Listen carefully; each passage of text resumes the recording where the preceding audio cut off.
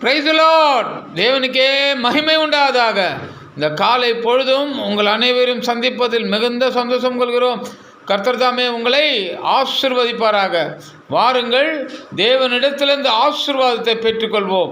இன்று நாளுக்கான ஜெபமானது வியாதிஸ்தர்களுக்காக ஜெபிக்க போகிறோம். அதற்கு முன்பாக திருமண நாள் மற்றும் பிறந்தநாள் காணும் அனைவருக்கும் எங்கள் யூடியூப் சேனல் வழியாக வாழ்த்துதனை தெரிவித்துக் கொள்கிறோம். கர்த்தர் தாமே உங்களை ஆசீர்வதிப்பாராக. இந்த நாட்களிலே பல விதமான வியாதிகள் நம் நாடுகளிலும் மட்டுமல்ல பல நாடுகளிலும் இது போன்ற தோன்றி மறைகிறது. காரணம், இந்த வைரஸ் எப்போது வந்ததோ அந்த முதல் வித்தியாசமான நோய்களை நம் தேசத்திலே வருகிறது.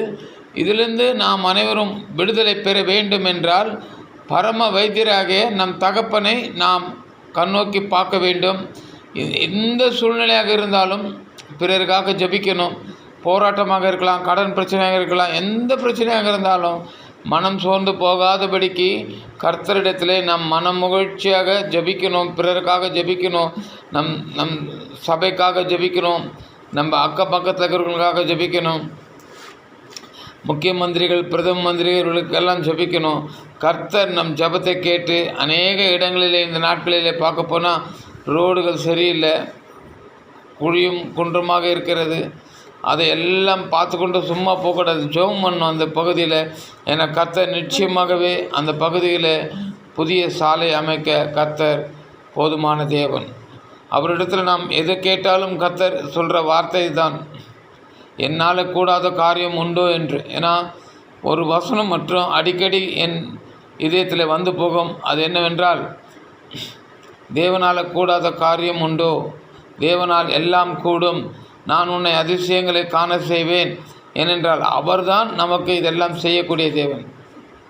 எவ்வளோ சூழ்நிலைகள் மிகுந்த வருத்தத்தோடு துக்கத்தோடு அழுது கொண்டு இருப்போம். ஏனென்றால் நம்மளோட உறவினர்கள் மருத்துவமனையில் ஐசியூவில் இருப்பாங்க. அவங்களுக்கு என்ன நடக்குதுன்னே தெரியாது. ஏன்னா ஐசியூவில் இருக்கிற மனுஷனுக்கு தான் உயிரோடு இருக்கிறோமா என்று தெரியாது. ஆனால் நாம் என்ன செய்ய வேண்டும் தெரியுமா? அவர்களுக்காக பிரயாசப்பட்டு ஜெபிக்க வேண்டும். கர்த்தர் நம் ஜெபத்தை கேட்டு அவர்களுக்கு நல்ல சுகத்தை கொடுத்து வீட்டுக்கு அனுப்புவார். ஏன்னா மரித்த லாசரியே உயிரோடு எழுப்பின தேவன் நம் தேவன். அது மட்டுமல்ல, 36 வருஷங்களுக்காக வியாதிப்படுகிற இருந்தவனை சுகப்படுத்தின தேவன். குஷ்டரோகி சுகப்படுத்தி அனுப்பின தேவன். இப்படி பலவிதமான போராட்டங்கள் சிக்கி தவித்த மனிதர்களை தேவன் சுகமாக்கி இருக்கிறார். நம் ஜெபத்தை கேட்டு உறவினர்களுக்கோ அக்கம் பக்கத்திற்கு யாராவது இப்படிப்பட்ட வியாதி படுக்கையில் இருந்தால் அவர்களுக்காக ஜெபிக்க வேண்டும். வாங்க ஜெபிக்கலாம். தேவனிடத்திலிருந்து ஆசீர்வாதத்தை பெற்றுக்கொள்வோம்.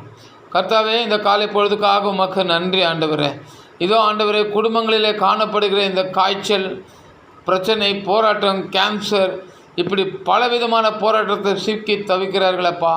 ஒரு விஷயம் நீ கண்ணோக்கி பாரும் ஆண்டவரே. அவர்களுக்கு நல்ல சுகத்தை நீர் கட்டளையிடுங்க தகப்பனே.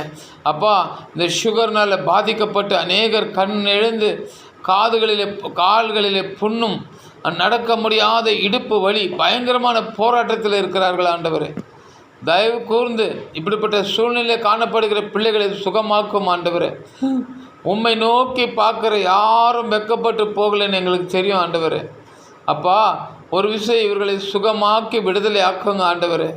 உம்மை நோக்கி பார்க்குறோம் ராஜா. எந்த சூழ்நிலையில் நான் வந்து உன்னை ஆசீர்வதிப்பேன்னு சொன்னீங்களே தகப்பனே. தூரத்துக்கும் சமீபத்துக்கும் தேவன் என்று சொன்னீரே ராஜா. இப்பொழுது நாங்கள் உம்மை நோக்கி கதறுகிறோம் ஆண்டவரே. ஒரு விசை வியாதி படுக்கையில் இருக்கிறவர்களை சுகப்படுத்துங்க தகப்பனே. நீர் எங்கள் ஜெபத்தை கேட்டதுக்காக உமக்கு நன்றி. ஜெபத்தில் கலந்து கொண்ட அநேகருக்காக ஆண்டவரே, நீர் பாரத்தோடும் பாதத்தை பிடித்து ஜெபித்திருக்கோம் தகப்பனே. இவர்களுக்கு விடுதலை தந்ததுக்காகவும் எங்கள் ஜெபத்தை கேட்டதுக்காகவும் இந்த ஜெபத்தில் கலந்து கொண்ட ஒவ்வொரு குடும்பத்தையும் நீர் ஆசீர்வதித்து விட்டதுக்காகவும் உமக்கு நன்றி அப்பா. நாங்கள் வேலைக்காரர்கள், வேலையை மாத்திரம் செய்கிறோம் தகப்பனே. மிகுதியான கனமும் மகிமும் உமக்குதான் ராஜா. இயேசு கிறிஸ்துவின் இனிய நாமத்தில் ஜெபிக்கிறோம் பிதாவே. ஆமேன், ஆமேன். ஹல்லேலூயா.